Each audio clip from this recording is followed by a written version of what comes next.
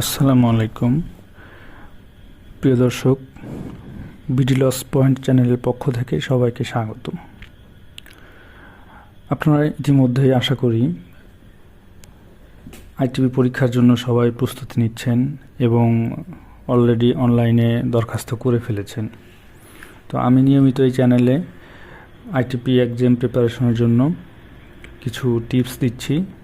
তারই অংশ হিসেবে আজকে কিছু প্রশ্নের ছোট প্রশ্নের এবং খুবই ইম্পর্টেন্ট প্রশ্নের অ্যান্সারগুলো দেখাবো। সেটা হচ্ছে,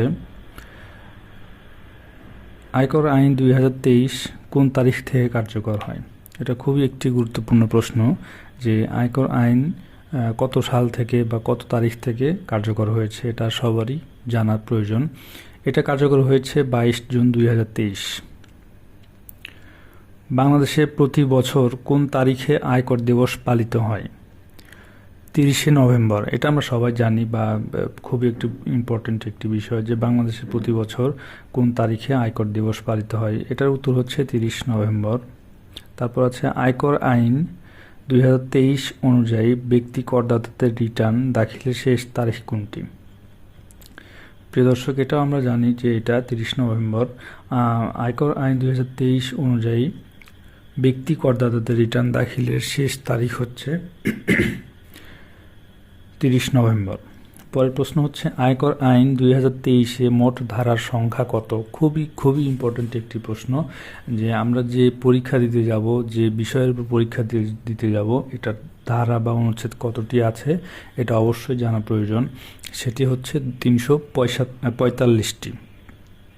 পরের প্রশ্ন হচ্ছে, আয়কর আইন 2023 অনুযায়ী সর্বোচ্চ আয়কর কর্তৃপক্ষের নাম কি? এটা আমাদেরকে অবশ্যই জানা দরকার। এটি একটি আয়কর আইনের সাথে বা আইটিপির সাথে একদম সম্পৃক্ত যে আয়কর আইন 2023 অনুযায়ী সর্বোচ্চ আয়কর কর্তৃপক্ষের নামটা লিখুন। এটা হচ্ছে জাতীয় রাজস্ব বোর্ড।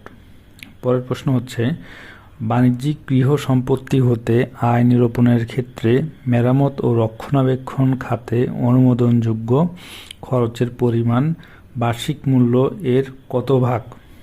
খুবই ইম্পর্ট্যান্ট একটি প্রশ্ন। আমাদের যে ভাড়া হতে আয় রয়েছে সেখানে আমাদের এই বিষয়টি আরও বিস্তারিত উল্লেখ রয়েছে। এখানে উত্তর হবে 30%।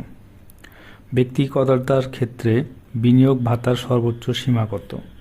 অর্থাৎ ব্যক্তি করদাতা যে রয়েছে তাদের বিনিয়োগ ভাতার সর্বোচ্চ সীমা 10 লক্ষ টাকা। কোনো করদাতার ক্ষেত্রে সর্বশেষ আয় বর্ষে কত টাকার অধিক আয় নিরূপিত হলে অগ্রিম আয়কর প্রযোজ্য হয়? 6 লক্ষ টাকা। পরের প্রশ্ন হচ্ছে, উপকর কমিশনার কর্তৃক ব্যক্তি করদাতার করাদেশের বিরুদ্ধে আপিল দায়েরের ক্ষেত্রে আপিল ফি এর পরিমাণ কত? এটা হচ্ছে 200 টাকা। ব্যক্তি করদাতার আয়কর রিটার্নে কে স্বাক্ষর করতে পারে? যে করদাতা রিটার্ন প্রদান করে সেখানে কে স্বাক্ষর করতে পারবে? এখানে করদাতা নিজেই স্বাক্ষর করতে পারবে।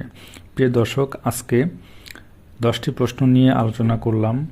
পরবর্তী দিনে আরও প্রশ্ন নিয়ে আলোচনা করব। আমার সাথে থাকুন, চ্যানেলটিকে সাবস্ক্রাইব করুন এবং বেল আইকনে টিপ দিয়ে রাখুন যাতে ভিডিও ছাড়লে আপনারা নোটিফিকেশন পান। আজকে এ পর্যন্ত, সবাইকে ধন্যবাদ।